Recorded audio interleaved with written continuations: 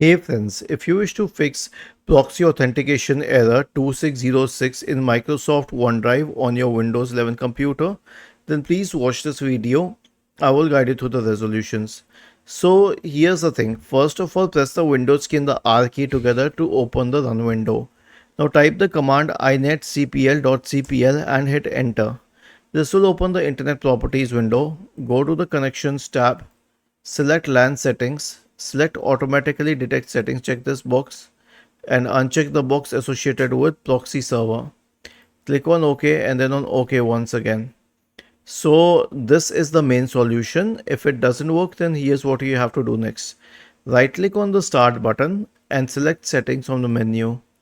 Go to the network and internet tab on the list on the left hand side. Select advanced network settings. Select network reset.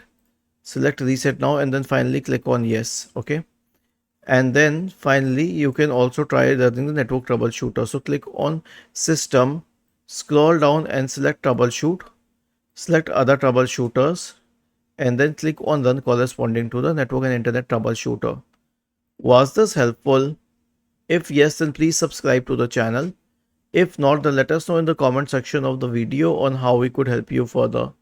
Thank you for watching this video and have a nice day.